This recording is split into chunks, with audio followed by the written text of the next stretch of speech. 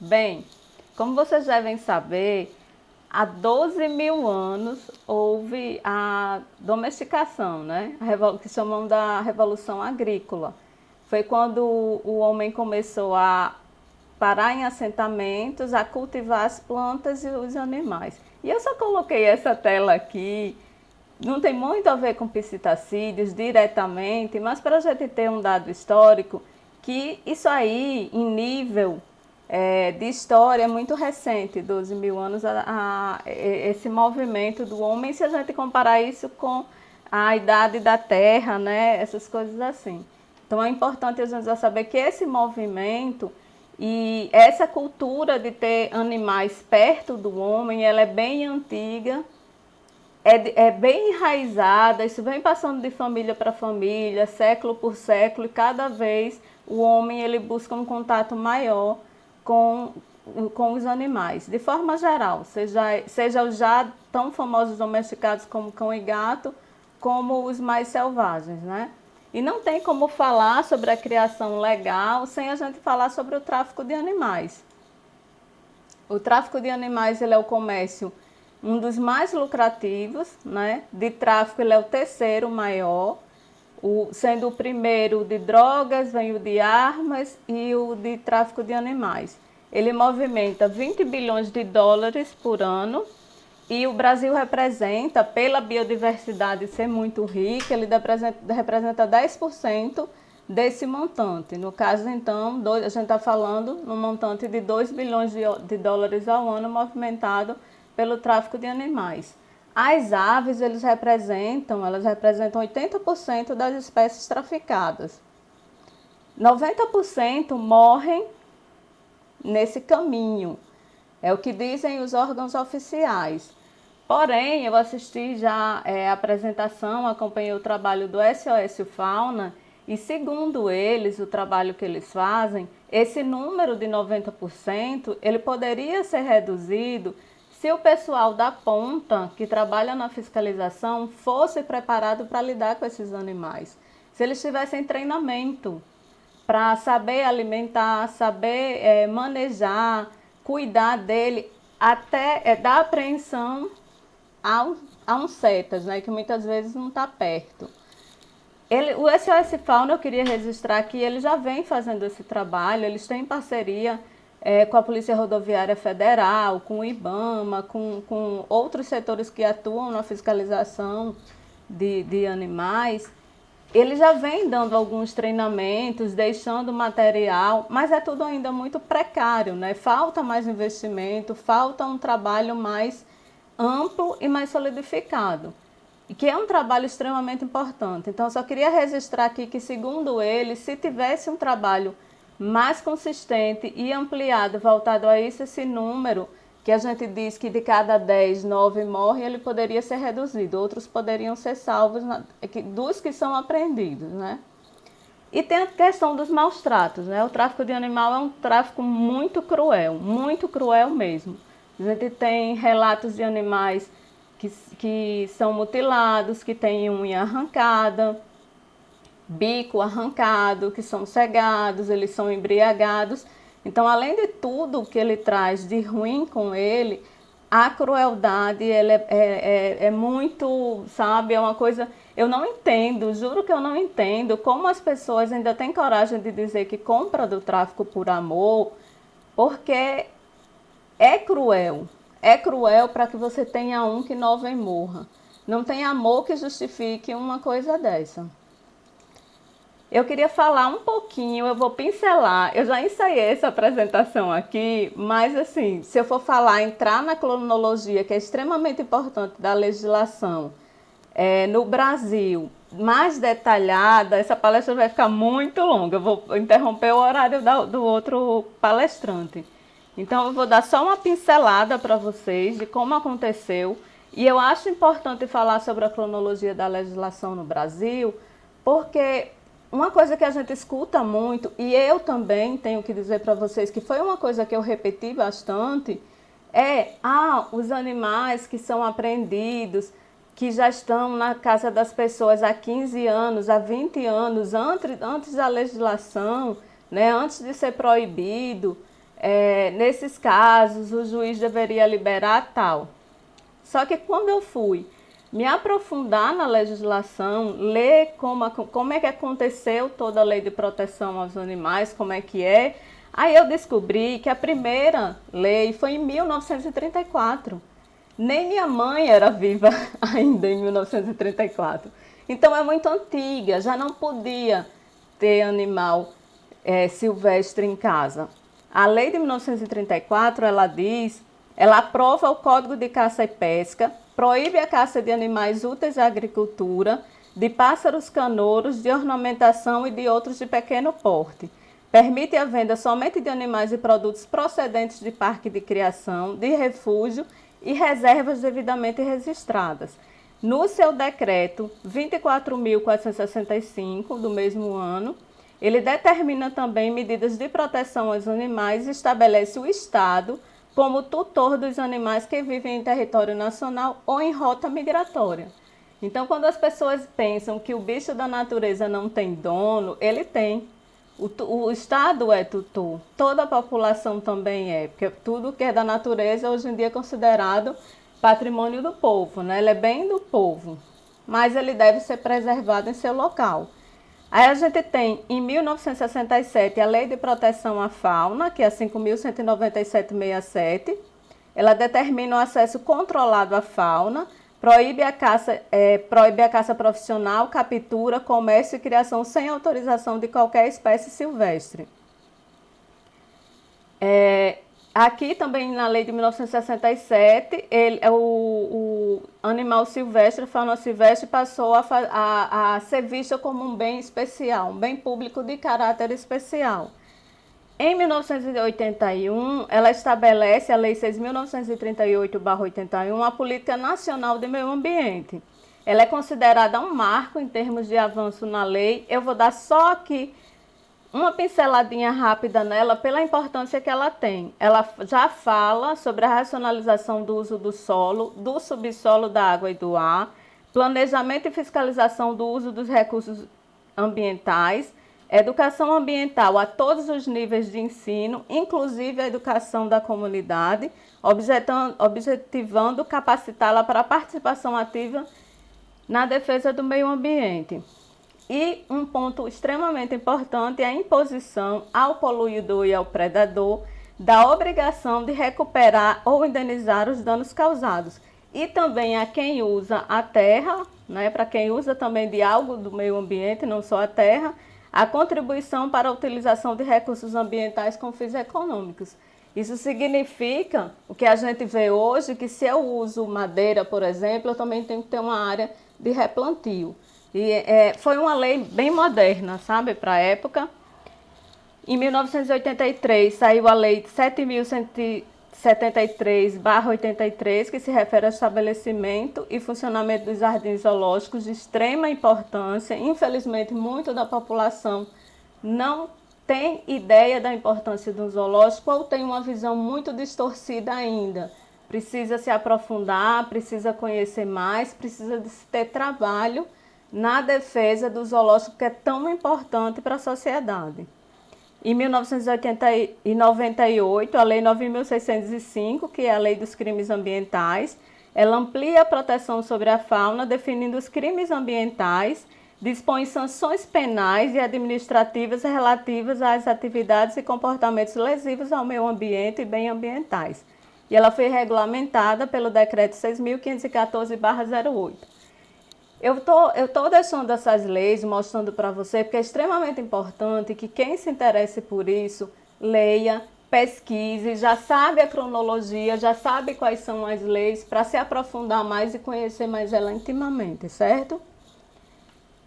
No âmbito internacional, eu não vou entrar no âmbito internacional, mas o que eu quero falar aqui é que o Brasil ele teve participação ativa em todos os movimentos, em leis, em programas, em congressos internacionais de proteção à fauna. Ele assinou várias coisas, a Convenção de Washington, a Assembleia Geral das Nações Unidas, quando convocou, ele foi signatário da Convenção sobre o Comércio Internacional e vem esse movimento que a gente vem acompanhando aí até 1992. Tá certo? Como eu disse, não dá para me detalhar, porque senão a gente não termina essa palestra nunca. Eu já tentei encurtar ela o máximo que eu pude. Aí a gente vem para os empreendimentos de fauna, que foi um marco bem importante na lei, né? O que aconteceu? Como eu falei no início, existe uma cultura milenar já da criação de pet, né? A gente vê no Egito isso já. Nas escavações foram encontrados, inclusive, aves que são mumificadas. Se tem registro de vários tipos de animais que eram tratados e cuidados como pet. Então, esse desejo do homem é complicado de você simplesmente dizer a ele, você não vai criar. Muito das comunidades, por mais que já existe lei há muito tempo, você vê que as pessoas continuavam criando mesmo ilegal. Por outro lado, a fauna, ela nas regiões dela, ela tem um impacto econômico muito forte. Vocês vão ver na frente da palestra, mais na frente, o impacto econômico como é forte sobre bens de fauna. Então, para atender essa força que vem de um lado, pedindo para ter o comércio, né? As pessoas querendo criar. O que é que o governo fez? Vamos criar empreendimentos de fauna, né? Então, houve o movimento para ampliar, fortalecer e integrar o sistema de herbários, museus, zoológicos, integrar todo esse sistema, integrar jardins botânicos, criadores de vida silvestre ao Plano Nacional de Conservação, criar e fortalecer os centros de triagens de animal e planta silvestre, integrando os sistemas de zoológico e jardim botânico para serem transformados em centros de conservação de fauna e da flora, né? Criar centros e promover iniciativas para a produção de espécies ameaçadas utilizando técnicas de inseminação artificial, fertilização in vitro. Enfim, foi normatizada toda essa parte de empreendimentos de fauna. Em sequência disso, desse movimento de criação dos empreendimentos de fauna, foi criado a Conabio. Que a Conabio, ela é uma Comissão Nacional de Biodiversidade e ela é composta por tanto representantes de órgãos governamentais como da sociedade civil. Em 2007, sai a Resolução 394, de 6 de novembro de 2007, e que ela estabelecia que iam ter que criar uma lista PET. E o que é essa lista PET? É a lista dos animais que vão poder ser comercializados.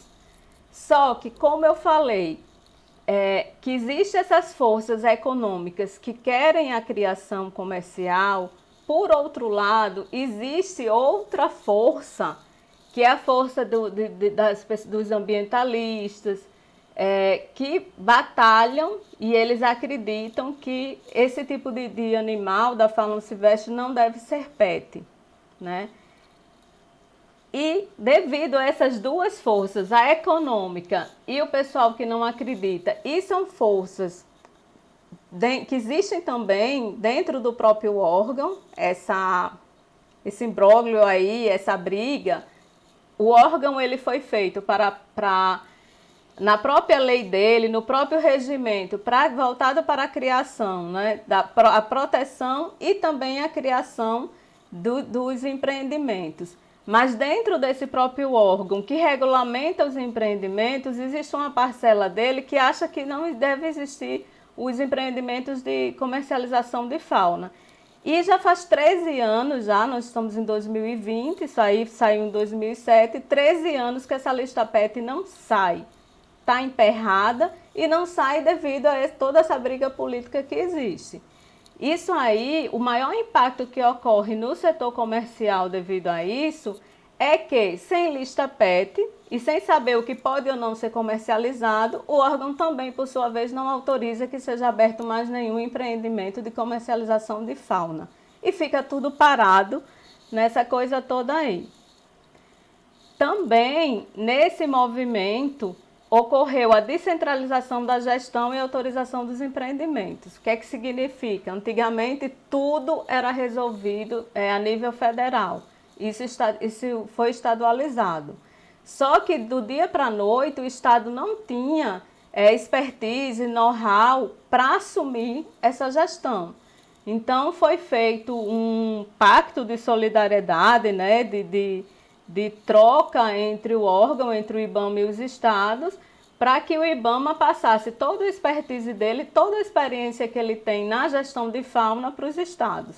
Para isso foi criado o sistema do Cisfauna, que atende todo o Brasil, menos o estado de São Paulo, porque o estado de São Paulo foi o único que disse não, eu assumo daqui para frente, eu vou criar o meu próprio sistema e assumiu e criou o GFAO.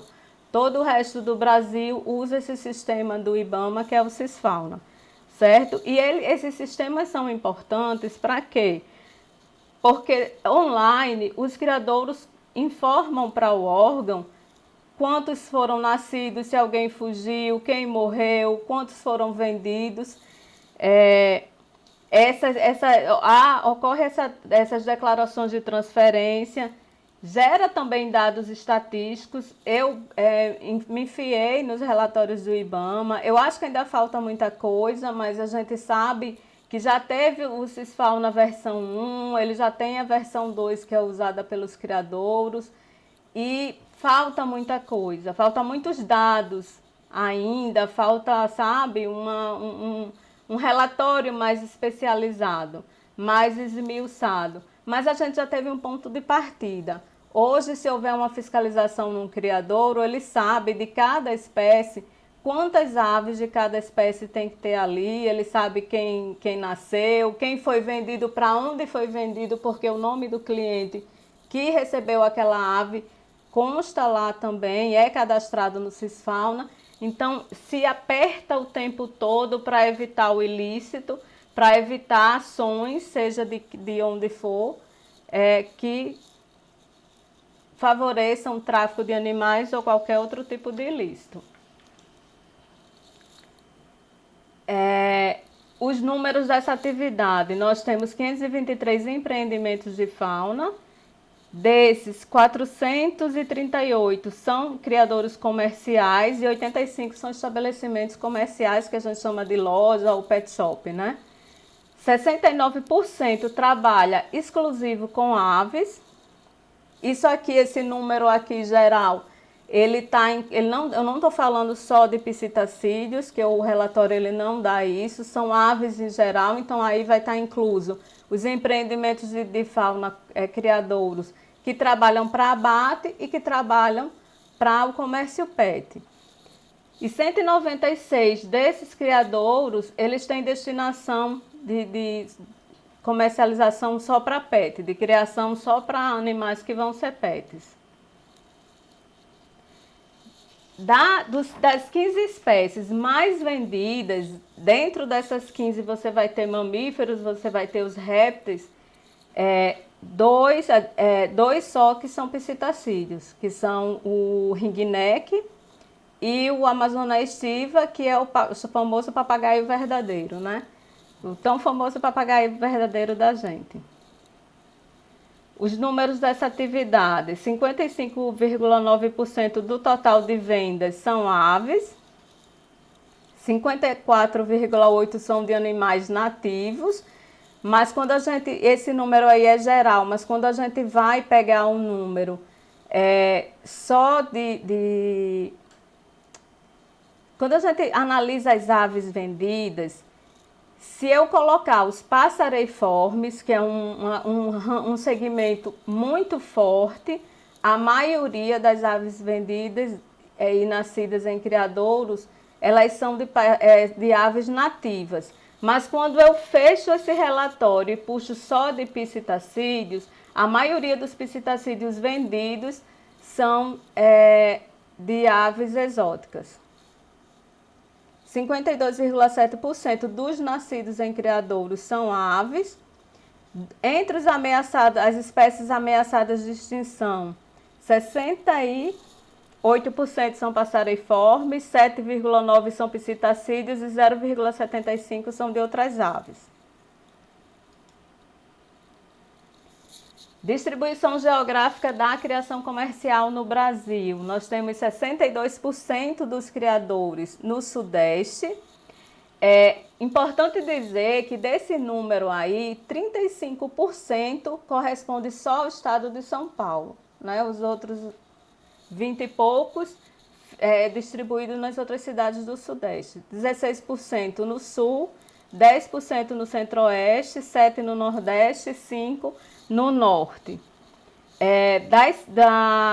Apenas 6 estados, isso é interessante dizer, apenas 6 estados brasileiros não têm criadouro comercial. No Norte, Roraima, Rondônia, Amapá e Acre, e aqui no Nordeste, Sergipe e Rio Grande do Norte.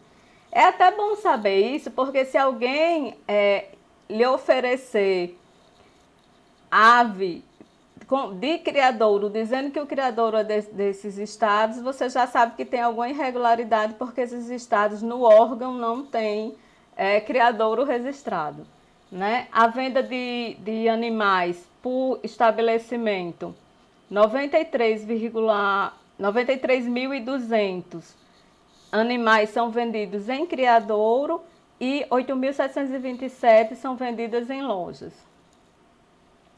Aqui vem um dado também que eu achei muito interessante para mostrar para vocês, que é a questão das empresas, dos animais que são destinados para abate e o comércio PET. Eu não vou falar das outras não, primeiro porque é uma representatividade muito baixa, mas dentro de outras está, por exemplo, as aves de rapina, abelhas, coisas assim. Em abate, nós temos 47 empreendimentos que vendem 380.830 unidades de animais e movimentam 975.301,03, 975 milhões, né? Mil. Eita, loura. O PET, ele tem 405 empreendimentos, aí você já vê, a gente já para assim e vê a comparação. O outro tem apenas 47 empreendimentos, mas movimenta 380 mil animais.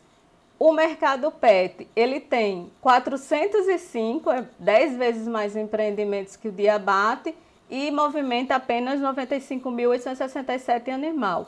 Em compensação, você vê que enquanto um movimenta 975 mil em reais, o mercado PET movimenta 35.849.697.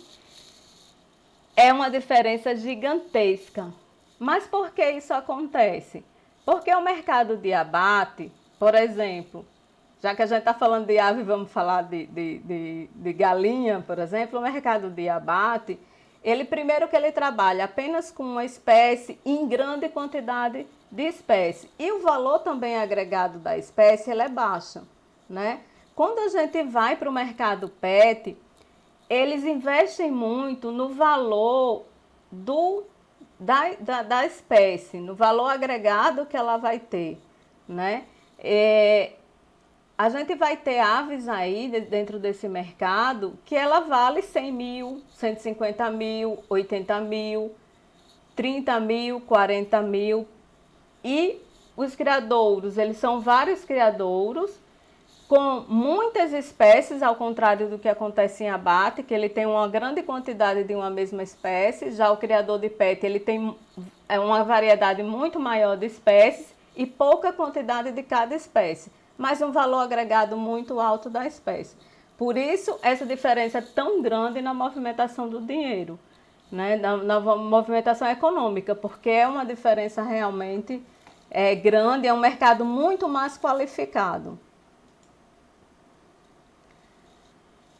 No mercado comercial das aves, eu trouxe isso aqui só a título de curiosidade mesmo, que são as aves mais vendidas, os psitacídeos, aliás, mais vendidos. Você vê que a maioria são exóticas. Em primeiro lugar, a gente tem o ringneck, depois vem o papagaio verdadeiro, o red rumpet. E aqui fica uma coisa importante para a gente pensar, que o ringneck, ele é uma das aves mais procuradas, sim, ele é muito vendido, caiu no gosto popular, mas a gente tem que pensar também nessa questão aqui de fuga, sabe? Na questão das espécies que são autorizadas para ser vendidas. Vou arrumar um monte de inimigo agora.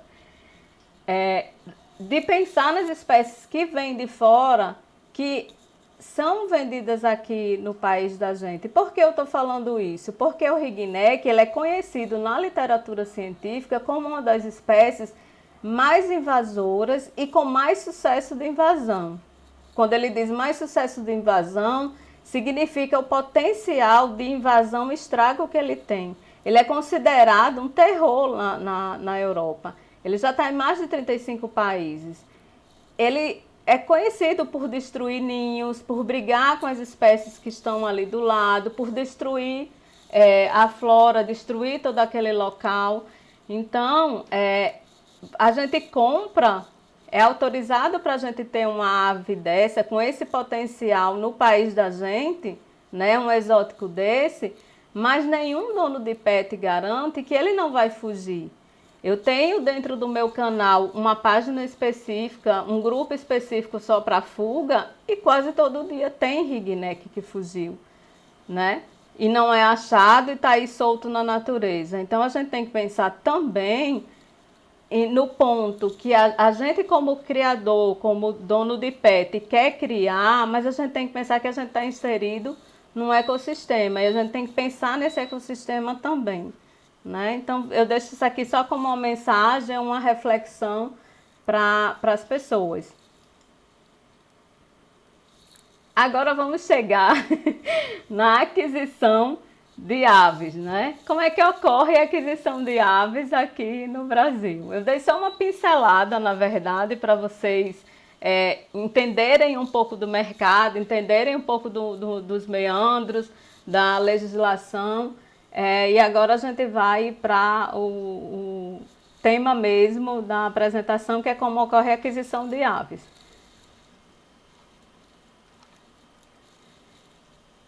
Primeiro, os meios ilegais, que é através da feira livre, né, que é no traficante.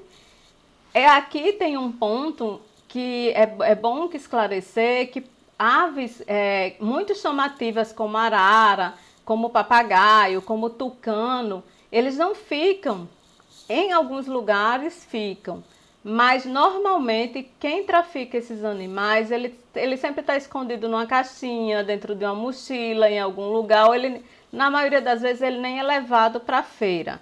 Aquele comerciante que está vendendo ali uma calopsita, um animal liberado, um periquitinho, ele oferece, pergunta se a pessoa tem intenção e se a pessoa quiser, ele leva a pessoa até o local onde está a ave. Eles evitam ficar tão escancarado, até porque são animais que chamam muito atenção. A retirada dos ninhos, e aqui a gente sempre quando fala em retirada dos ninhos já pensa no traficante em si, aquele que está aqui na ponta vendendo. Mas muitas vezes, antes disso, tem o pessoal, a população das próprias fazendas, das próprias regiões que tiram do ninho, vende para o traficante e o traficante traz até a população, né? Fora a própria população também que retira dos ninhos. E elas não se sentem, algumas não se sentem cometendo crime, porque elas acham que cometer crime é só comprar ao traficante, né? Ou o bichinho caiu e a título que salvou, sabe? E ela precisa entender que ela precisa colocar ele num lugar alto e que os pais estão ali. Muitas vezes os pais estão olhando de longe, mas não se aproximam com medo do homem. Mas os pais sempre estão ali na região e ali perto do ninho. As aves que são vendidas na estrada, também pela própria população. As reproduzidas em casa, que a gente sabe que é um número menor, mas existe aves que conseguem se reproduzir em casa e novamente as pessoas não se sentem cometendo ilícito. Na cabeça delas, ilícito é apenas o que é comprado direto no tráfico, ou se ela tivesse tirado da natureza para vender, elas chegam a justificar isso, Não, mas ele nasceu na minha casa, não foi um traficante que vendeu e tal. Mas é um crime, porque a legislação é clara quando ela diz que só quem pode reproduzir são os criadores autorizados. E faz sentido, gente, porque se todo mundo pudesse reproduzir em casa, uma que não teria controle sanitário, não teria controle da espécie, não teria como controlar o bem-estar sabe, centenas de milhares de lares no país, um país continental como esse. Né? A gente tem que pensar na conjuntura, no contexto da coisa. Não teria. E se todo mundo pudesse, que tem um legalizado, pudesse reproduzir em casa, não teria sentido a criação do criador comercial, que ele investe muito, né, na estrutura, em pagar biólogo, pagar um médico veterinário assinando por aquela estrutura. Né? Não teria sentido isso. E os que são encontrados, que é outro comércio que existe, que as pessoas também não sentem que estão cometendo um crime, mas de certa forma ela está cometendo uma coisa muito imoral, porque a ave, ela não, ela não se, sabe, chega ali. Ela vem de algum lugar. E a gente conhece quando uma ave é pet, né? Dá para notar que a ave é pet. E se ela é pet, ela tinha um dono. Então, como é que eu acho, por exemplo, vamos comparar isso a uma criança, eu acho uma criança, não vou procurar os pais, eu revendo essa criança. Isso acontece. Inclusive, acontece a pessoas que chegam a cortar a anilha, a ave é legalizada, e ela chega a cortar a anilha e vender essa ave. Os impactos da ilegalidade a gente tem um impacto ambiental, né? Porque comumente ocorre a morte dos pais, eles derrubam a árvore, muitas vezes os pais morrem nessa agressão, muitas vezes também ali defendendo o ninho, eles acabam sendo mortos pelos traficantes.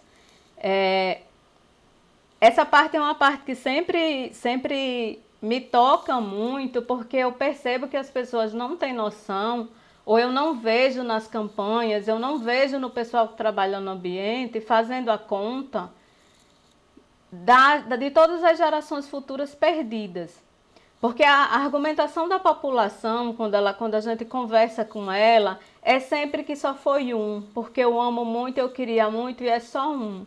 Mas não é só um, né? Aqueles bichos, eles voltam todo ano para procurar aquele ninho, aquela mesma árvore. A árvore foi derrubada. Ela não nasce uma nova árvore com um ano. Vai demorar dezenas de anos, sei lá quanto tempo, né? Para ter uma árvore de novo naquele porte, naquele tamanho que comporte novamente um ninho. Aquele animal que foi tirado da natureza, ele deixa, os pais que foram retirados, deixa de produzir todo o futuro que ele produziria, né? Por mais 10, 15, 20 anos reproduzindo aves. Isso tudo morre junto com aquele um que foi retirado. Toda essa geração futura perdida, sabe? E a gente precisa fazer essa conta para as pessoas. A gente precisa dizer que não é só um, que são os filhos dos filhos, e que se a gente for fazer, é a mesma coisa do vírus, né? É um exponencial. Isso vira centenas de animais que foram perdidos. Enfim, o impacto ele é muito, muito forte. Além do papel dessas aves que foi tirado, o papel que ele tem naquele ecossistema, que é de distribuir sementes, jogar frutos para os que não alcançam as copas altas, né, para adubar o solo. Eles têm toda a função ali naquele ecossistema. Eles não estão ali a passeio, na verdade. O impacto social, né, porque toda atividade ilícita, ela traz consigo outros tipos de crimes junto. Aquele crime ele nunca é cometido sozinho. Então, o tráfico de animais, por mais que a gente fale só em animais, ele traz armas junto com eles, ele traz violência junto com ele traz corrupção junto com ele.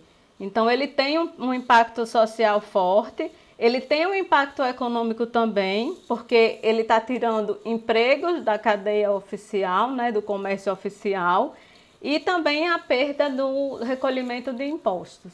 Gente, eu vou tomar um pouquinho de água.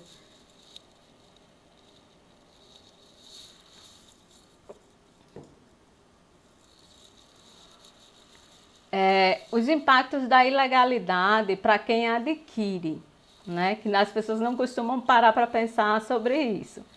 Esse animal, ele tem uma tendência a ser mais selvagem, a ser mais arisco, porque ele não teve nenhum tipo de contato com o humano, pelo menos um contato da forma certa. Ao contrário, eles sofrem muito na manipulação, em maus tratamentos, em lugares apertados, em calor, em brutalidade, muitas vezes pelo traficante. Então não tem nada que contribua para que ele seja um animal mais manso. Eles podem ser portadores de doença, é muito comum aves que têm origem do tráfico, ela vem portando algum tipo de doença.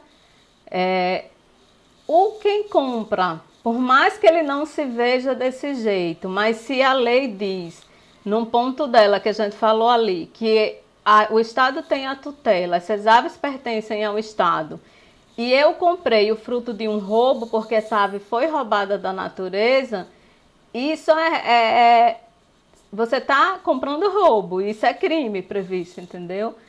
Então, eu sempre costumo dizer, eu sei que muita gente acha isso forte, eu sempre costumo dizer que você se torna coautor do crime, você está participando daquele crime. A questão também que você corre o risco de perder essa ave. Eu tô com frio, não tô com calor não, eu tô gelada. O risco de perder a ave, de sofrer processo, de ser multado. A ave, devido a todo esse trauma, tudo isso que ela passa, tem a questão dos problemas comportamentais que elas tendem a apresentar. Aves mutiladas pelo tráfico. É comum você pegar aves que faltando unha, porque ele acaba machucando quando elas são pegas um pouco maiorzinha, e algumas são bem selvagens, bem agressivas mesmo. Então já vi casos de traficantes que arrancaram, e eles não se contentaram nessa ave específica de arrancar só as unhas, não. Ele arrancou essa primeira, acho que é falange que chama, né? De todos os dedinhos do papagaio. Aliás, desse papagaio, que eu até publiquei o caso dele lá no canal, arrancaram primeiro o bico, porque ele era muito agressivo. E como não deu jeito, ele continuou agredindo os traficantes, eles foram e arrancaram todas as falanges dele, e eu vi esse caso no criadouro. Caso de aves que têm a perna quebrada, aves que são cegadas pelo tráfico para ela parecer mansinha, muitas são embriagadas, sabe? Justificar que adquire disso por amor, eu acho que as pessoas têm que parar para pensar que tipo de amor é esse, e se a gente sabe de fato ou conhece o amor verdadeiro, porque o conceito de amor, às vezes ele pode estar meio, sabe, deturpado, desvirtuado, e a gente aprender mesmo a saber o que é amor, porque o amor não faz isso, o amor não compactua com isso. Você também tem uma espécie não identificada, porque é comum você ver pessoas comprando maritaca ou comprando periquito e pensa que é um papagaio, não sabe qual a espécie, ela não tem essa identificação. Aqui no Brasil eu nunca vi, mas já vi em países da fronteira eles chegarem a pintar de amarelo algumas partes do rosto, algumas partes do papagaio, para ele parecer a espécie que é mais procurada. Aqui no Brasil eu nunca vi isso não, mas lá fora eu já vi. Você não tem assistência quando você compra essa ave, você não tem nenhum tipo de orientação, você não sabe manejar, e acontece muito, muito, muito acidente por manejo errado. Segundo as estatísticas, 95% dos casos que chegam nas clínicas de médicos veterinários é por erro de manejo. Então essa assistência ela tem um impacto sério. E a ave não tem sexagem, você não sabe o sexo dela. Que hoje em dia os criadouros eles já entregam, você diz, eu quero um papagaio macho, eu quero um papagaio fêmea, ele já faz a sexagem de todo o lote e já diz para o cliente. A outra forma de adquirir é através dos criadouros comerciais, que eles são empreendimentos cadastrados e licenciados e podem reproduzir e vender. A outra forma de adquirir o animal é através dos pet shops, das lojas. Eu, sinceramente, tenho as minhas ressalvas. O pessoal vai ficar meio chateado comigo, mas assim, é um tipo de segmento que sempre que as pessoas me perguntam para compra de animal, eu nunca indico. Por quê? Porque no pet shop o preço, em relação ao criadouro, ele chega a ser o dobro e eu já vi casos de ser o triplo do preço do animal. Também tem a questão da disseminação de doença, né?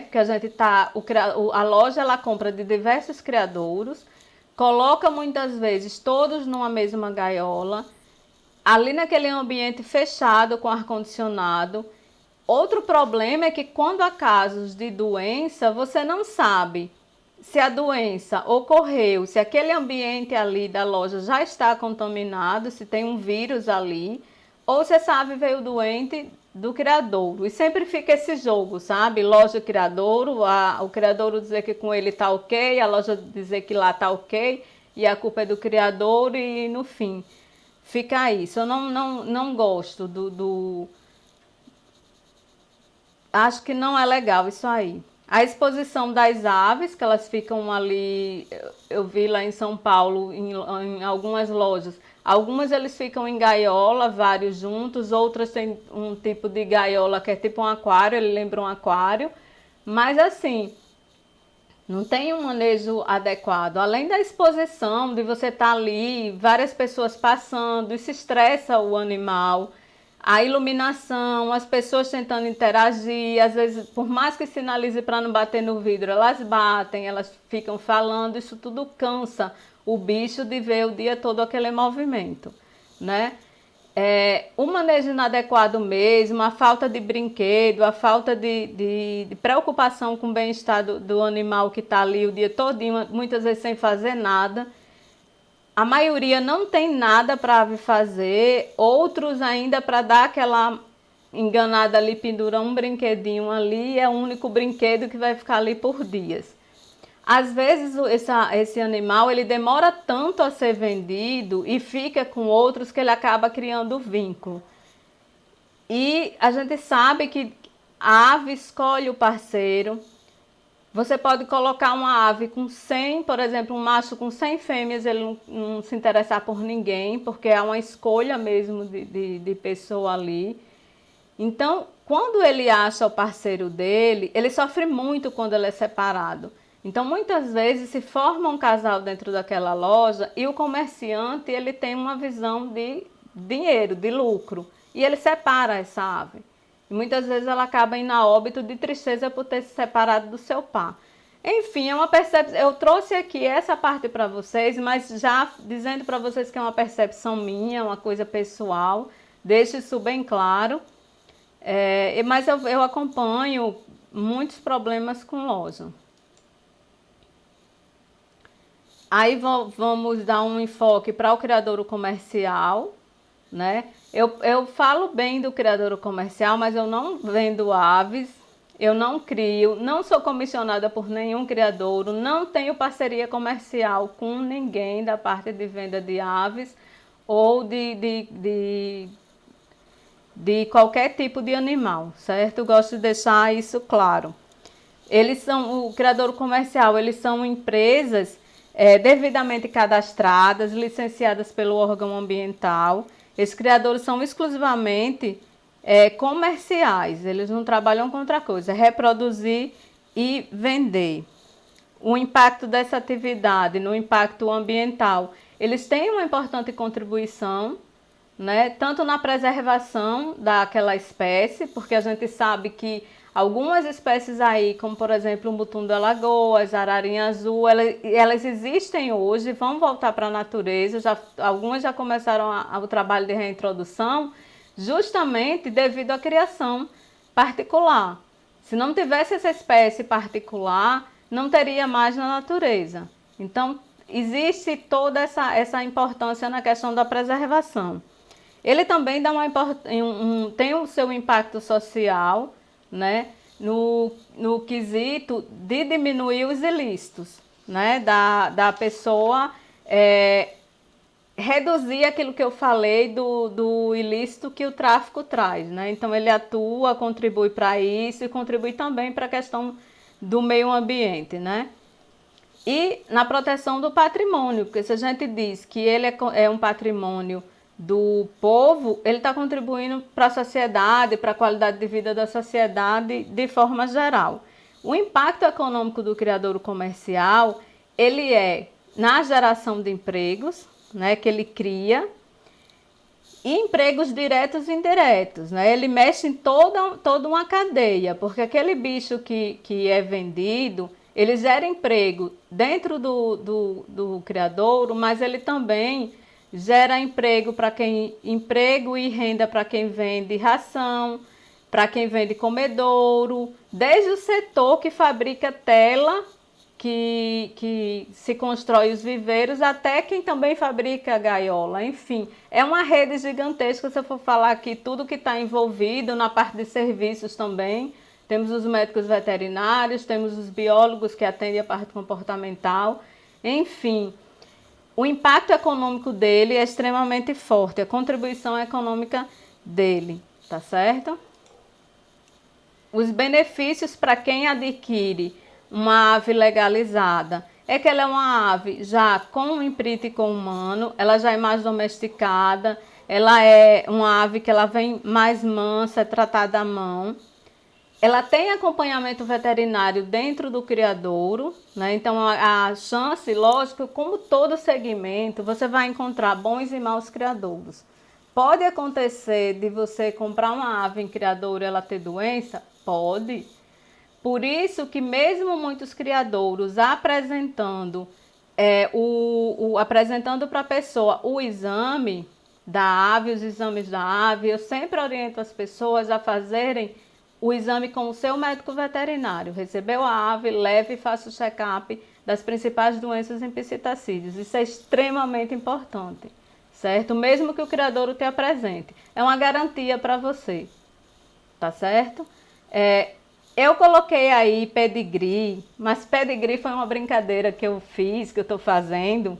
Por quê? Porque saiu a normativa recente do IBAMA exigindo que os criadouros façam o teste de paternidade, né? Aí eu comecei a pensar, poxa, daqui para frente, daqui a um tempo, aliás, a gente vai poder ter um pedigree, igual tem com cachorro e gato, cachorro, cavalo, gato, que a gente sabe as gerações anteriores, né? De alguns criadouros, você sabe quem são os pais, quem são os avós, toda a linhagem dele.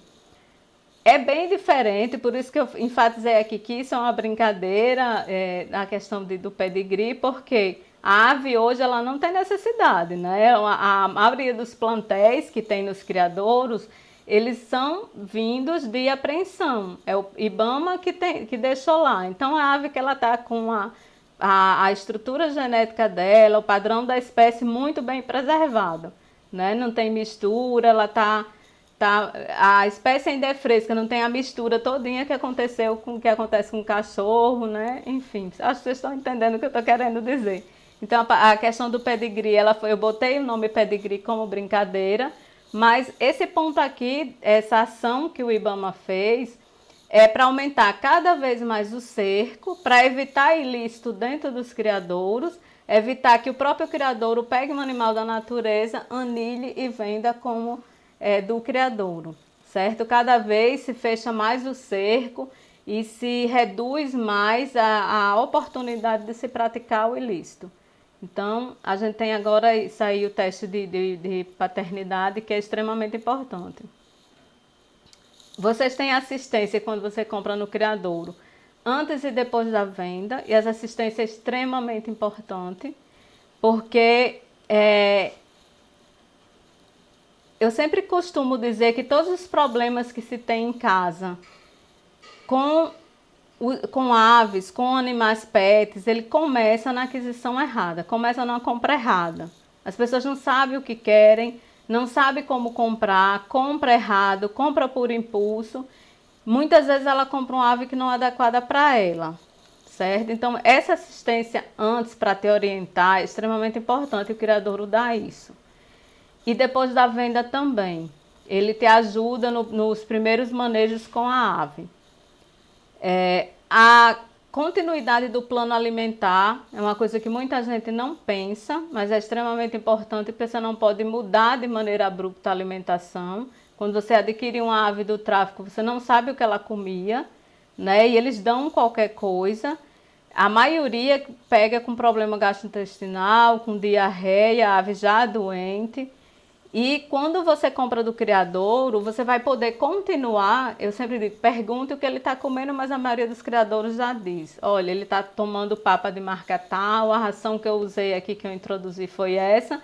Porque com essa informação, mesmo que você queira mudar essa ração, você vai fazer da forma certa a transição alimentar dele de forma correta. E ele tem toda a orientação nutricional do plano de desmame, como é que vai desmamar essa ave, né? Tirar ela da papa e continuar o que é que ela pode comer, o que é tóxico, o que é perigoso. E também a garantia, porque a maioria dos criadores dão de 15 a 30 dias de garantia. E eu reforço aqui a ressalva que assim que vocês comprem, já leve no médico veterinário, porque alguns exames demoram muito a ficar prontos. Então você imagine que se você compra hoje e só leva a ave no médico 15, 20 dias depois, e você vai fazer exames que demoram 20 dias, quando esse exame ficar pronto, já acabou sua garantia. Já acabou o tempo que você tem para reclamar alguma coisa ao criador, entende? É extremamente importante levar logo.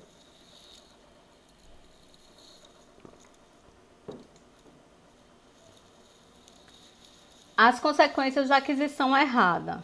Em caso de tráfico, como eu já falei, a apreensão da ave. A família tem o processo, né, multa para a família. A questão das aves doentes, né? E as aves doentes aqui, não é só a ave que é comprada no tráfico, não.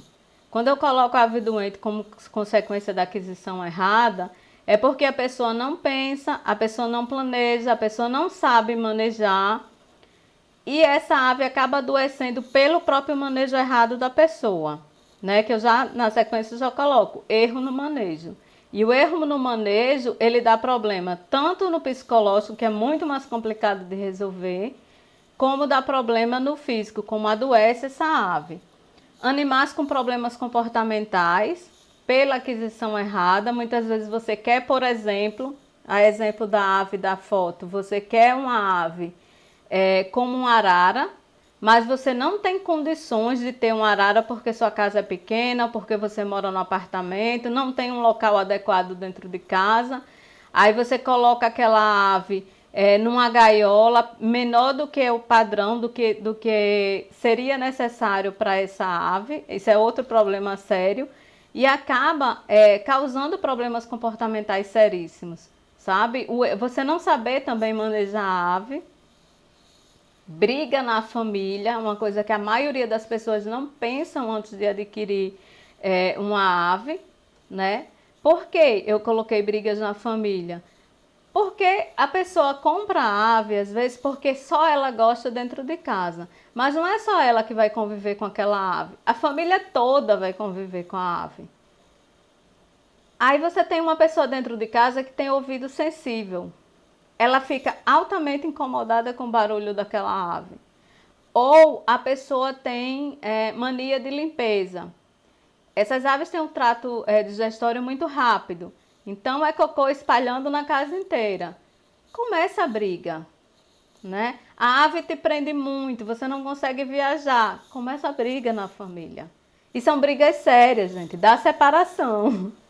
Da briga de casal que eu já vi, da coisa ficar tão quente, de um pegar a gaiola e jogar no chão, de pegar e bater na ave, bater no papagaio, sabe? Isso é por quê? Porque animal é um projeto de família. Não adianta você colocar um bicho desse, que tem um bico forte como esse, que quebra tudo dentro de casa, para morar com alguém que não gosta de bicho. É confusão na certa. Problema com vizinhos é um dos maiores motivos de revenda, de desistência de criar ave devido ao barulho. Maus tratos é consequência da aquisição errada.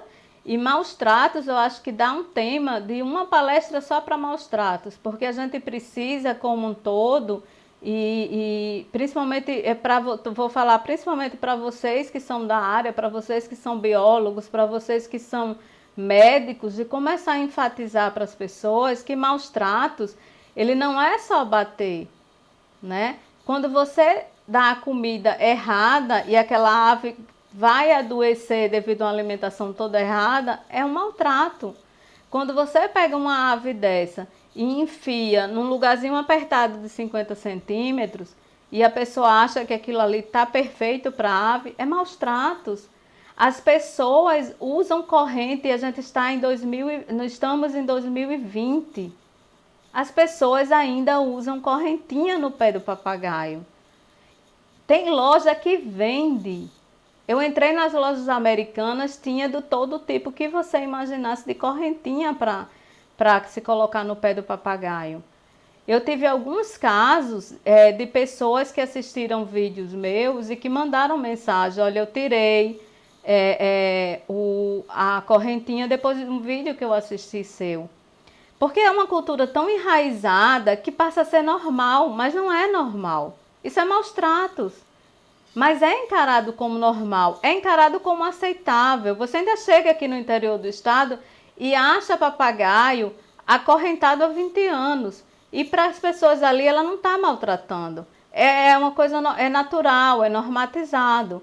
E é uma coisa que a gente e os profissionais que trabalham na área precisa começar a dizer que maltratar não é só bater. Que trata mal é maus tratos. Que não dá estrutura. Tem pessoas que tiram o poleiro de madeira, usa ferro e plástico que vai dar doença nas articulações da ave, porque diz que não vai ficar trocando e gastando dinheiro em trocar poleiro. Isso é maus tratos. Então a gente precisa começar a trabalhar isso todos os dias com as pessoas, em dizer o que é maus tratos e como maus tratos é amplo, né? A questão da revenda, que é muito forte, as pessoas se arrependem e revendem, e animal não é descartável. A gente tem que começar, o tempo todo eu estou batendo nessa questão da aquisição errada, porque é muito triste você trazer um serzinho para casa, você cativar ele, você conquistar ele, você chamar ele de filho, aí você cansa porque você quer fazer outras coisas na sua vida, e você acaba passando, e tem animais que passam por 5, 6, 7 famílias. E aquilo vai gerando uma marca, aquilo vai gerando uma dor nessa ave, né?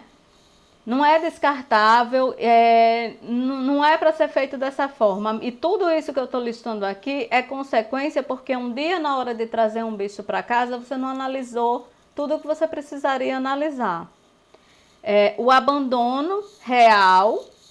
Por que eu coloquei o abandono real e o abandono afetivo? Porque os dois existem. Existem pessoas, e aumenta muito o número na época de festas, em feriados, na época de férias. As pessoas não têm com quem deixar e simplesmente ou cansou ou não quer mais criar aquela ave, e ela simplesmente, ou ela descaradamente abre a janela e diz vai embora, ou elas facilitam essa fuga, né? Porque ela não quer mais aquele bicho. E o abandono afetivo é aquelas pessoas, eu vou dar um exemplo aqui que eu escuto que é muito comum na página: o papagaio me bicou e a gente tem medo dele, não soube mais como lidar, e já faz 10 anos que ele não sai dentro da gaiola, que a gente não tira porque a gente tem medo. Ou no início você brincava muito, você só vive agarrado com aquele animal assim que compra, mas como toda novidade, um dia ela deixa de ser novidade, sua vida segue e outras coisas interessantes chegam e aquele animal começa a ficar ali cada vez mais tempo sozinho no lugar dele. Então é o abandono afetivo, sabe? É uma morte em vida. E as pessoas não veem isso, elas não se dão conta, muitas vezes elas não tiveram esse insight, sabe? Ou não tiveram essa percepção. Muitas vezes a gente precisa chegar e dizer: ele está sofrendo de abandono afetivo, isso é cruel, isso não é aceitável. E a doação em si né? Que é um tipo de abandono que as pessoas acabam doando o animal. É muito comum. Se chama de filho até um certo tempo, é meu pet, é meu amor, mas esse amor tem validade, a pessoa cansa e assim, é fácil doar. Para algumas pessoas é fácil doar. Ela já faz essa aquisição errada, contando que se der errado, eu revendo, eu passo para frente, eu dou para outra pessoa. É comparado a você comprar uma camisa, você enjoar de um brinquedo. É a mesma coisa. Não é uma vida. Eu estou indo para 6 anos de canal e há 6 anos atrás eu já comecei a usar o termo de coisificação do bicho. Eu já falava de coisificação do bicho. Porque as pessoas de fato vêm e tratam o bicho como uma coisa, né? Ele não é uma vida. Ele é uma coisa que eu posso descartar, é um usufruto meu. E eu já vi uma pessoa que veio conversar comigo na página e ela disse: eles estão aí para fazer a gente feliz. A função do papagaio é fazer o dono feliz. Olha só, isso é para as pessoas refletirem muito, sabe? Refletirem muito. Você colocar uma vida como um objeto que tenha como única função, ele pode ficar ali naquela gaiola para sempre que você precisar, você pega para brincar, como se ele tivesse um botão liga e desliga, e quando você não quer mais, você desliga ele e deixa lá, larga num canto, porque a função dele de vida, ele foi criado para lhe fazer feliz. É assim, eu acho que o ápice do egoísmo, e também não me surpreende muito que o homem pode chegar, né? Pelo que a gente vê de mundo aí, tá perto do final. Acho que vocês nem aguentam mais eu falando, né? Eu falo muito. E o que saber antes de adquirir uma ave? Vamos chegar na página, já está chegando no finalzinho. Isso aqui é extremamente importante. Qual a melhor ave para mim? Né? As pessoas costumam fazer o caminho contrário, né? Qual a ave que eu quero? Qual a ave que eu acho bonito? Mas a ave, toda ave não é adequada a todo mundo, né? E a segunda pergunta é que eu espero de uma ave pet, né? Qual a melhor ave para mim? Eu vou analisar os aspectos referentes a, por exemplo, quanto tempo eu tenho, se eu tenho tempo de me dedicar àquela ave, qual é a minha rotina, né? Porque você vai ter aves que elas demandam muito mais do tutor, outras são mais independentes. Tem tutor que ele compra um papagaio, mas na verdade ele esperava uma calopsita. Ele espera uma ave de dedo, uma ave de colo, uma ave que gosta de estar grudadinho.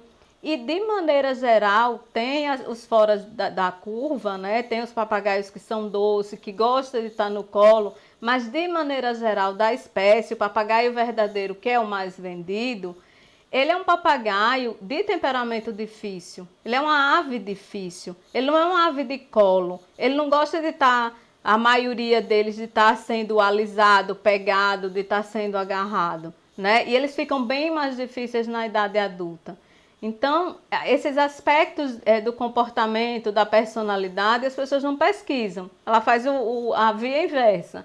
Ela olha uma ave, acha ela é bonita e aquilo é suficiente, né? Tem a questão do porte para o tamanho da sua casa. As pessoas costumam medir, por exemplo, a gaiola, mas esquece que ela acha aquela gaiola grande, né? Um viveiro. Mas ela esquece que dentro do viveiro vai comedouro, vai brinquedo, vai escadinha, vai uma toquinha. Quando você começa a botar as coisas que a ave precisa, ficou menor ainda, né?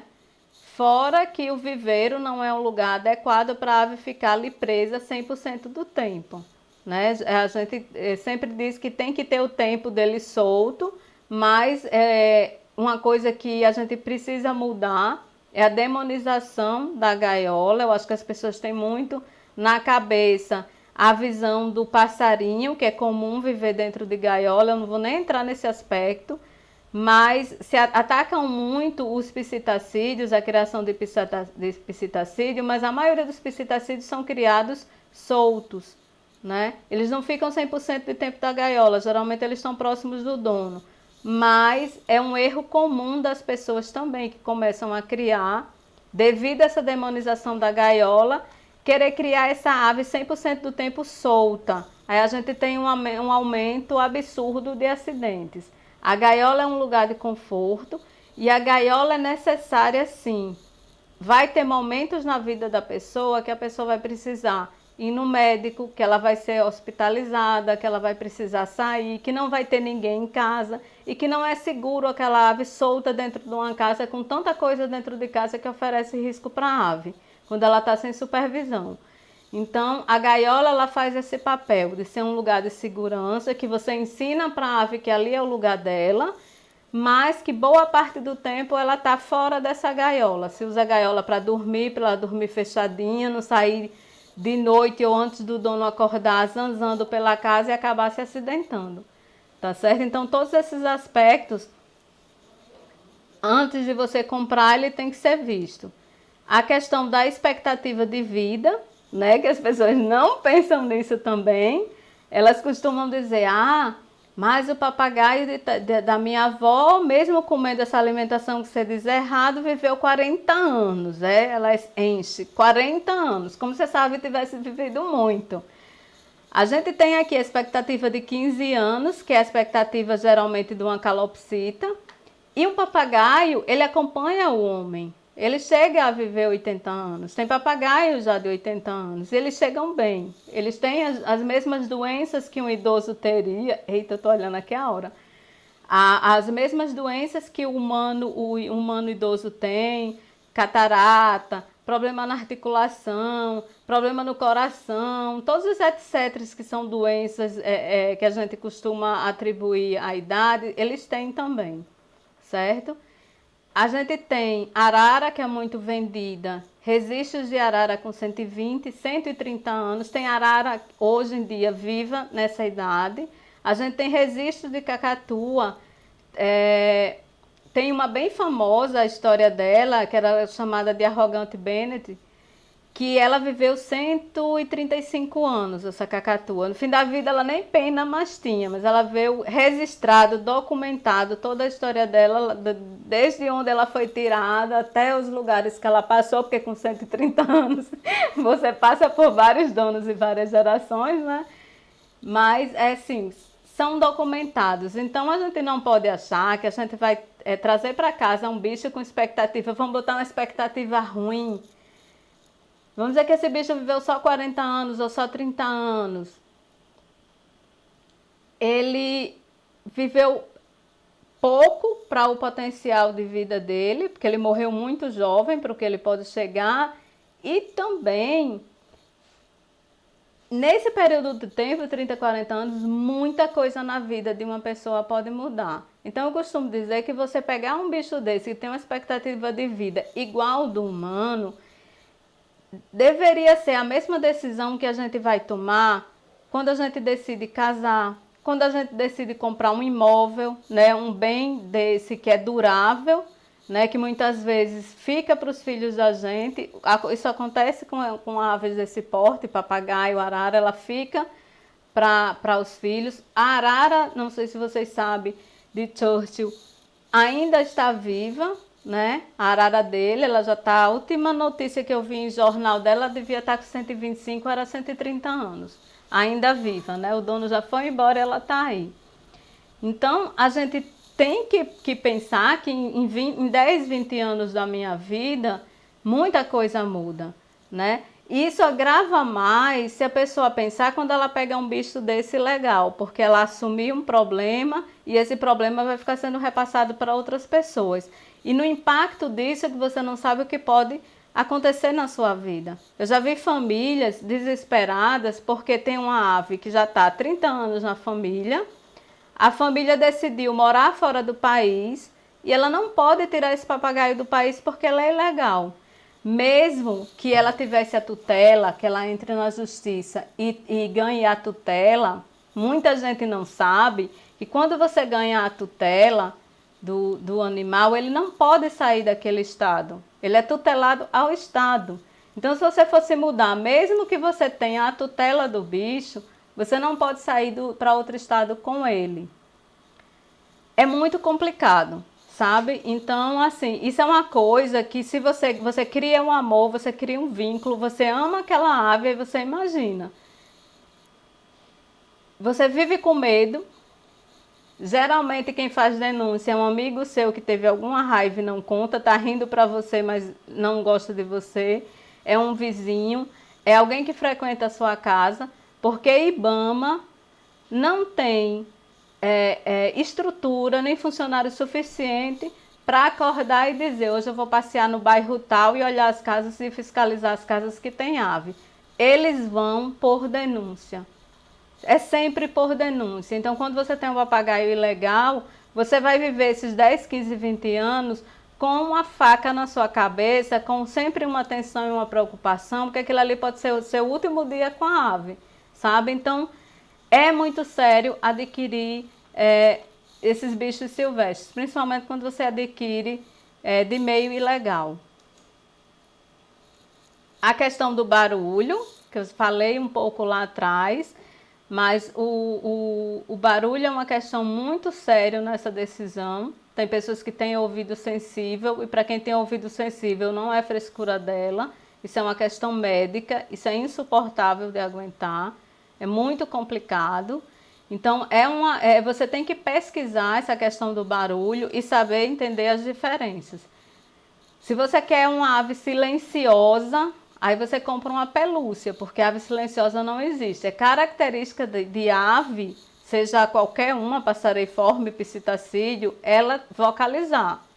Vai ter os níveis de vocalização, algumas são mais barulhentas que outras, e vai ter o nível de volume, de decibéis. Né? Para vocês terem ideia, tem espécie de cacatua, que a vocalização dela em decibéis é comparável à da turbina de avião. A arara, o grito dela chega a alcançar 200 metros. Geralmente quem tem arara, o bairro inteiro sabe que tem uma arara ali. Então, eu não estou dizendo que ela passa o dia gritando, porque uma ave que passa o dia inteiro gritando, tem algo errado com ela. Tem até no canal, se vocês tiverem curiosidade, na playlist comportamento, um vídeo que ele diz que a ave que ela tá, a agressividade é um tipo de dor e todo barulho tem um motivo, né? Porque se a ave está sentindo dor também, ela faz barulho. Demais ela começa a gritar, se ela está sentindo desconforto, se ela está precisando de alguma coisa, se ela está com medo, porque às vezes ela está vendo um predador que você não está enxergando, ela vai fazer barulho. Então, se ela está gritando excessivamente, sempre tem motivo. E também a questão de se você mora em casa geminada, se você mora em apartamento, se você mora em condomínio, você deve pensar muito antes de decidir criar uma ave, porque se você tiver um vizinho muito sensível, você pode ter problema. E é muito chato, sabe? Tem gente que diz, eu vejo muito no canal pessoas comentarem: ah, minha ave é legalizada, problema do vizinho, ele que se vire, mas não é assim. Né? A gente vive em sociedade, a gente vive em comunidade e o meu direito acaba quando começa o do outro. Eu não tenho que achar que as outras pessoas têm que suportar as minhas decisões, né? Tem que ter uma questão aí muito grande de bom senso também. A questão do estilo de vida que você tem, a questão de você ter tempo, né, para dedicar essa ave, é necessário que você tenha tempo. Ela é um bicho que requer, dependendo da espécie, tem os graus também. Eu tenho um ararajuba, não estou dizendo que eu não crio. Tenho a ararajuba, por exemplo, que ela demanda muito do tutor. Ele tem que ter muito tempo dedicado. Geralmente quem compra ararajuba não compra só de uma, compra duas. Né? Por essa demanda de atenção dela, além do problema altíssimo de picacismo. Mas você tem que pensar nessa questão, eu tenho tempo de criar, eu tenho tempo para toda a demanda que exige de cuidar, de limpar, sabe? Suja demais, é um absurdo o tanto que suja. E a questão do estilo de vida também. Se você é uma pessoa que gosta muito de estar na rua, se você adora viajar, a ave não é o pet para esse tipo de pessoa. Porque a ave eu costumo chamar de âncora. Principalmente se eu tenho uma ave como a arara, né? É muito difícil alguém querer ficar com arara para a gente viajar, porque primeiro que ela vai ter medo do bico. Se eu viajar e dizer à pessoa, não, ela vai passar, eu vou viajar 7 dias, ela vai passar 7 dias trancada na gaiola, ela pode até passar. Mas quando chegar, eu vou ter uma arara estressada, doente, às vezes ela quebra tudo. Eu já vi arara que o estresse dela, o nível de estresse era tão grande que ela quebrou tudo dentro da gaiola, ela chegou a abrir. E era viveiro para arara, ela chegou a abrir. Assim, um vão assim, ela conseguiu passar pelo vão da gaiola. Tamanho o estresse. Então, se você gosta de estar na rua, de viajar, isso aqui eu já vi problema, briga de casal, outros tipos de problema que ocorre justamente por isso. Porque a pessoa inventa de criar, não consegue mais estar na rua, andando, viajando em festa. Você vai para uma festa, o bicho acorda cedo, você tem que levantar.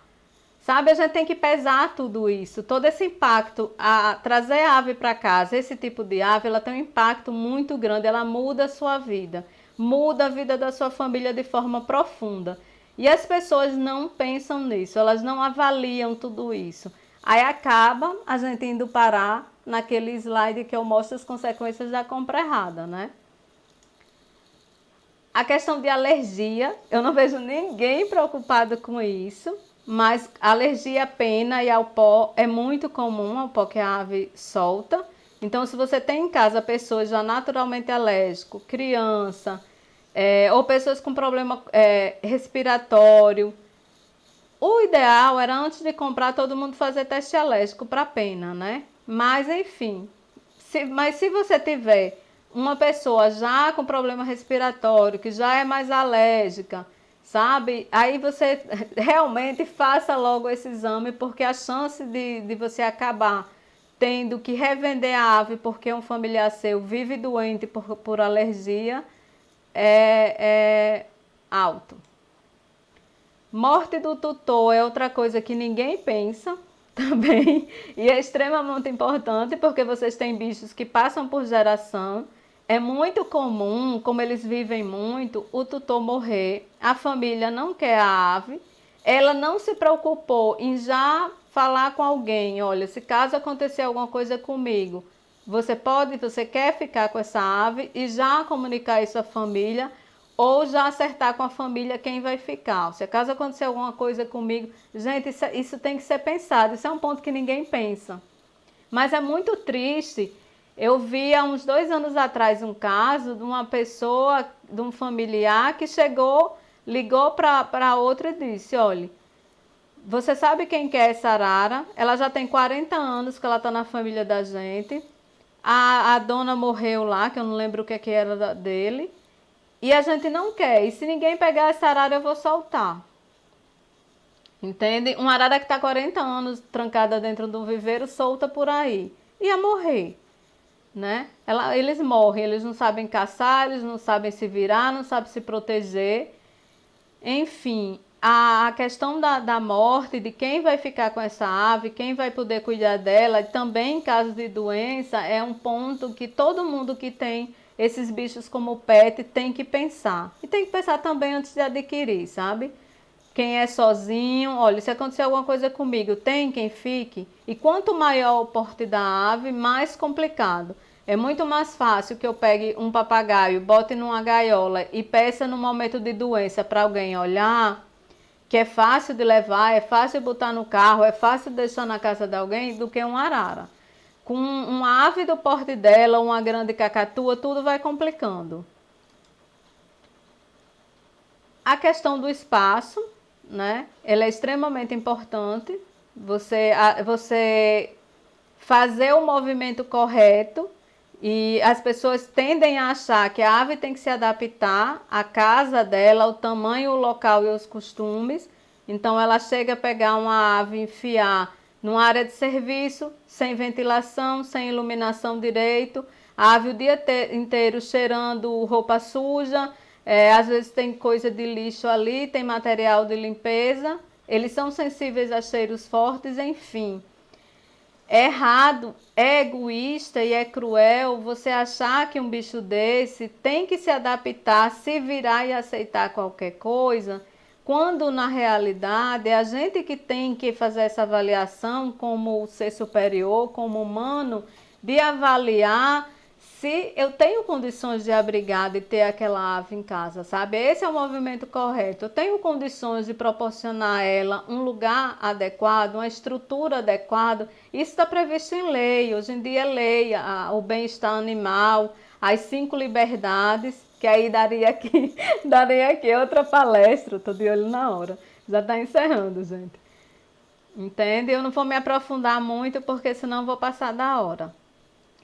Mudanças no comportamento, que muita gente não pensa nisso, mas eles tendem, e quanto maior, mais perigoso fica, porque eles tendem eles passam pelo mesmo processo, como eu disse que a vida dele, a linha de tempo da vida dele é similar ao do humano, eles também passam pela adolescência, pela rebeldia, pela afirmação da personalidade deles, né? De mostrar quem manda, de desafiar o tutor. Eles entram na maturidade sexual e muitos ficam agressivos, não sabem lidar com a ação de hormônio. É uma época muito complicada para o tutor lidar com eles. Então muita gente compra e depois se assusta quando começa a desconstruir aquela visão do piu-piu que é vendido na gaiolinha, aquela ave linda, aquele canarinho lá balançando, aí você dá água e comida e ele é feliz, e começa a lidar com todos os problemas que bichos tão inteligentes como são esses psitacídeos apresentam, e que é tão similar ao que a gente vê criando um filho humano, sabe? Então, muita gente se surpreende. Agora, para mim, o mais surpreendente é quando as pessoas perguntam, mas ele bica? Gente, quem tem bico, bica, quem tem dente morde, né? Então, eles podem bicar, por mais manso que seja, por mais que bem manejado. Eu duvido que tenha algum biólogo aí, algum médico veterinário já experiente, com 50 anos de profissão, que nunca levou bicada, que nunca levou mordida, né? Que nunca levou uma picada de cobra. Faz parte, né? Faz parte. Faz parte, a gente tem que ver que eles ainda têm muito de selvagem deles. A gente não está lidando com uma pessoa que é toda estruturada em normas e regras sociais. É muito mais fácil sentar com a criança e ter uma conversa com ele do que explicar isso a um animal, sabe? Então ele bica. E eu reforcei aqui porque, surpreendentemente, muita gente ainda pergunta, mas ele bica? Eu posso ter segurança que se eu amansar ele nunca vai bicar? Não existe essa segurança. Para quem é a ave também, eu fiz questão de colocar aqui porque me surpreende pessoas que querem comprar aves de presente. Isso aumenta muito na época do Dia da Criança. Eu não estou dizendo que eu sou contra a convivência de ave e criança, queria deixar isso claro.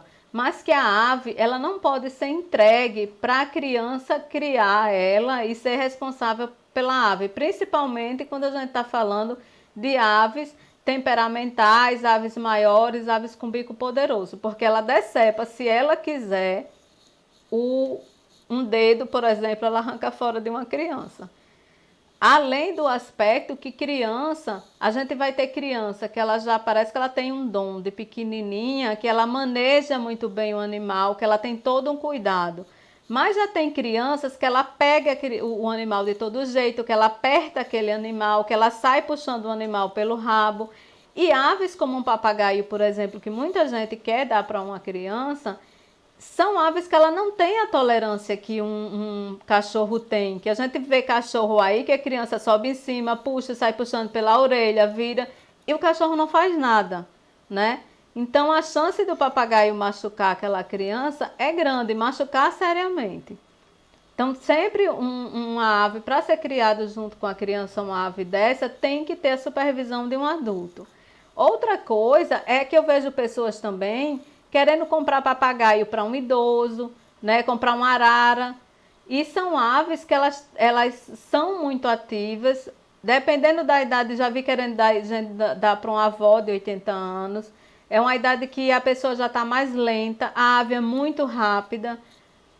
Aí, às vezes, eu cheguei e perguntei, mas me diga uma coisa, seu avô é diabético? Porque imagina um corte desse, Dependendo, por exemplo, o papagaio, ele pode fazer um corte na pessoa que você precise de cirurgia, porque aquilo é como um alicate, e um alicate extremamente amolado, ele faz um estrago grande.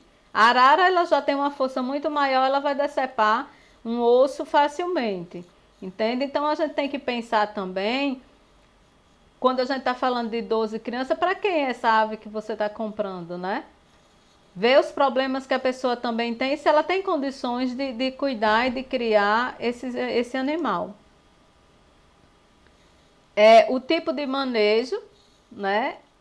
Voltando só dando um reforço que as pessoas elas querem que a ave se adapte, mas na verdade quem precisa aprender o manejo, quem precisa saber lidar com a ave é o tutor. Ele que precisa aprender. É muito comum que as pessoas, mas o papagaio tem que entender que ele não pode fazer isso. Sim, tem como você ensinar, mas a maioria das vezes é você que chega, que está se comportando de forma errada. A maioria dos erros com ave, quando a gente para refletir, para analisar, ou alguém que sabe, um especialista analisa a situação, ele vai fazer a correção no tutor. Raramente é na ave.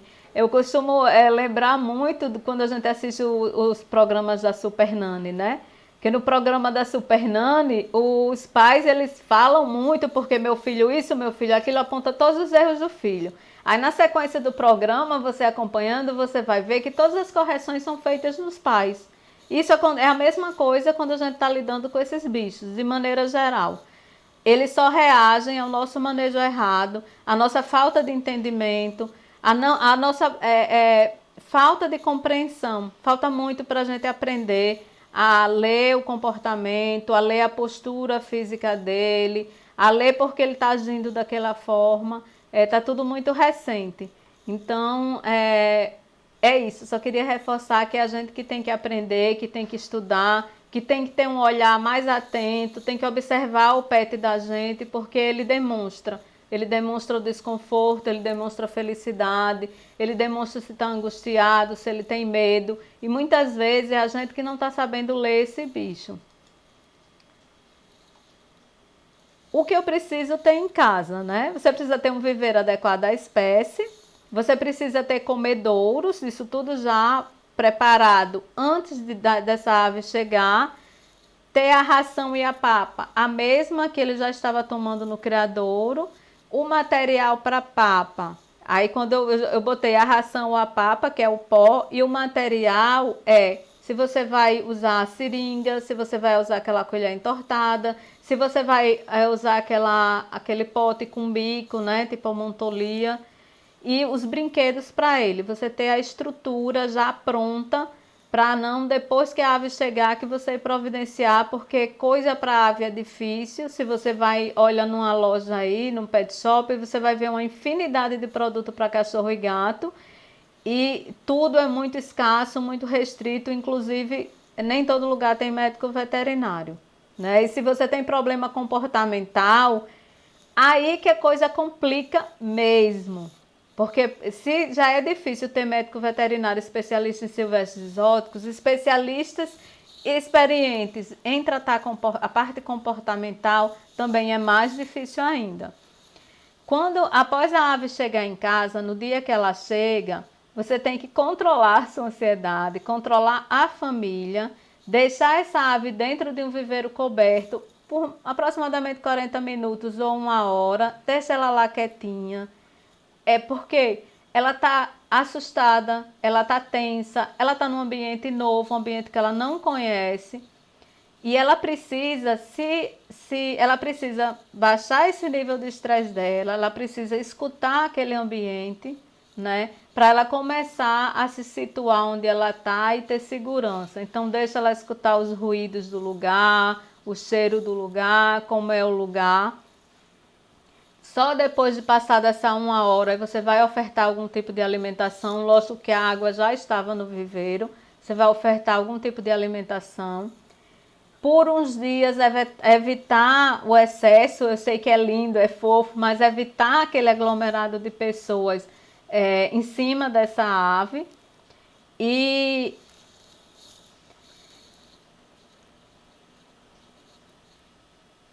vá com calma, sabe? Vá com calma com a ave. Ela está aprendendo sobre você, da mesma forma que você está aprendendo sobre ela, né? Então você precisa ir com calma. E sempre uma forma boa com a ave é você estimular que ela venha até você. Você não forçar o contato com ela. Se você tiver outras aves em casa, nunca juntar de vez, né? Respeitar o período de quarentena, porque tem a questão de doenças que ela pode estar portando e você não sabe. Então, se tem ave em casa, não junta, já marca o médico veterinário, faz os exames, tradicionalmente chamado de quarentena, mas não significa que seja 40 dias certinho. Depois que sair o resultado dos exames, ela estando ok, aí você começa o processo de socialização. Também não cometa o erro de pegar a ave e já colocar dentro de uma gaiola com outro. A gente tem que lembrar que aquela casa ali, eles entendem a gaiola como a casa deles. E no momento que você enfia outra ave, aquela ave ali é uma invasora.